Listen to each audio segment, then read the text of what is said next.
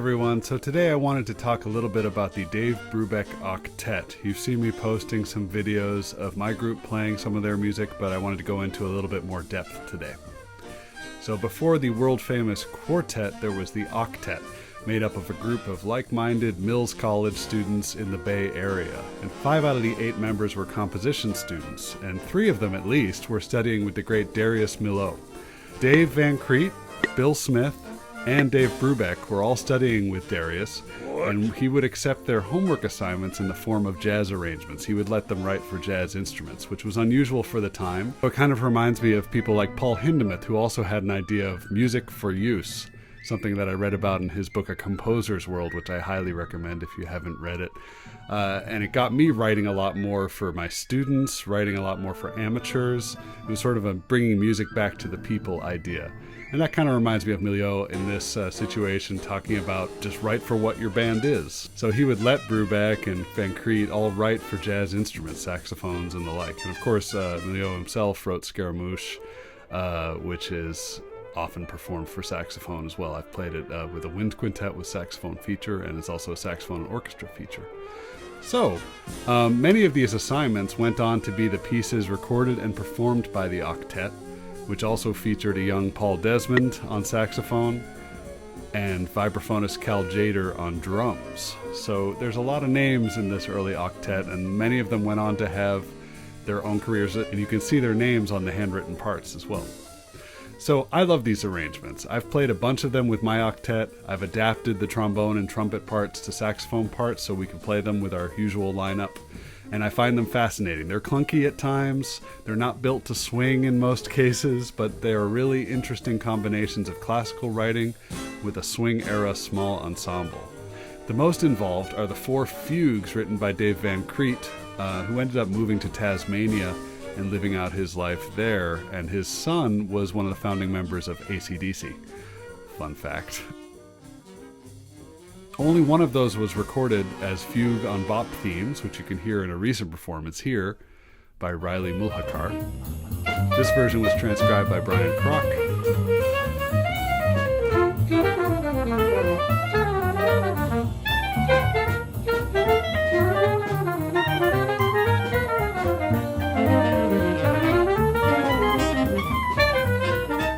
And there are 3 more. Originally, this one was called Fugo Mugo.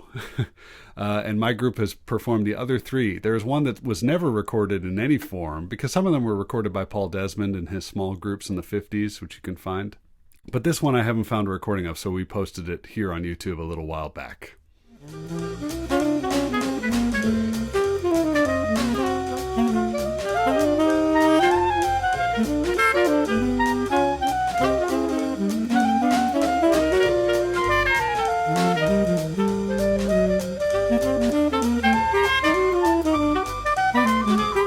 Most of the recorded octets were done in the mid-40s. The group formed in 1946, according to Brubeck on the liner notes for the record here. But some bits of some of the arrangements live on as quartet arrangements. So if you listen to the Dave Brubeck early quartet stuff, The Way You Look Tonight, for example,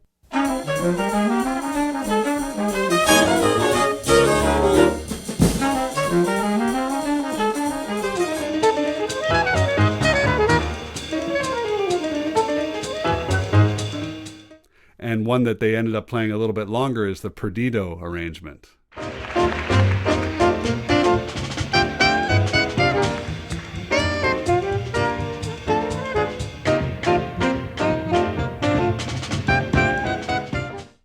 And I'm sure live that they did some others that haven't lived on or haven't been recorded, but it definitely influenced the Brubeck Quartet as well, sort of the founding impetus for that, the style of that group. And that involves a lot of counterpoint. Counterpoint was sort of the subject for these guys. And if you listen to Brubeck and Desmond in their duo sessions, playing contrapuntally all the time, I think a lot of that started with this more composed version, the octet. So thanks to Mills College, which is now the College of the Pacific, I've had access to the Dave Van Crete papers, where most of the original handwritten parts, including the ones not by Dave Van Crete, were available. So I have scans of all the original handwritten parts, and they're fascinating to look through.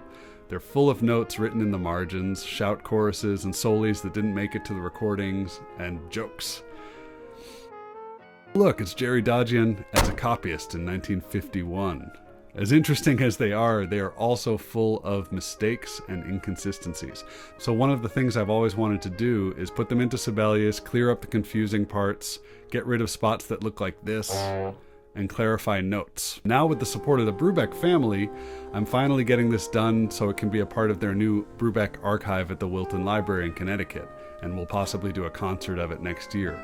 So ideally, I'll be kind of working on these charts one or two at a time, getting a rehearsal together once that's possible again, checking notes, because we did used to rehearse these a lot a couple of years ago, and while it is fun to look at these messy charts and see the little notes that Paul Desmond wrote in his part or whatever, they are very confusing in that some parts have different measure numbers, some have different rehearsal numbers, different lengths of phrases, a lot of scratched out bits, a lot of corrected notes. So I'm going to be checking those against the ones that are recorded. So this week, I'm working on Dave Van Creet's arrangement of September in the Rain, which is on the original album, which is helpful. I'm turning a set of handwritten parts that look like this into something that looks like this.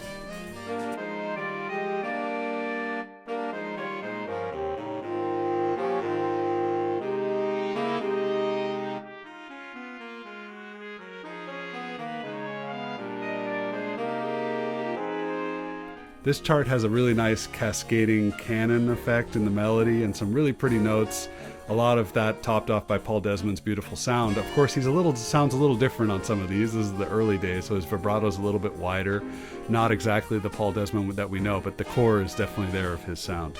So there are some things that need to be sorted out. Sometimes one will be missing a bar or have a different rhythm than the other parts. And I only have the parts, I don't have the score, so I'm going from each musician's different individual notes. So for example, spots like this, where a new note was penciled in, Paul plays the new note on the record. Maybe this is even his handwriting, so I'm going to go with those notes on the chart. Or here, where the trombone and the saxophone have different rhythms, I can hear on the recording that they're together, and I assume that that's what was intended, so I just made them the same rhythm, the one that's on the recording. And I'm also listening for things like dynamics. There's crescendos that are very obviously being thought about in the recording, so I may add some of those in as well. But what do I do here when there is an entire soli that didn't make the recording? And this happens in a few of them. There's intros and things that are on the recordings and not in the charts, or there's intros on the charts that didn't make the recordings. And this happened when I was working on the Mulligan songbook charts too.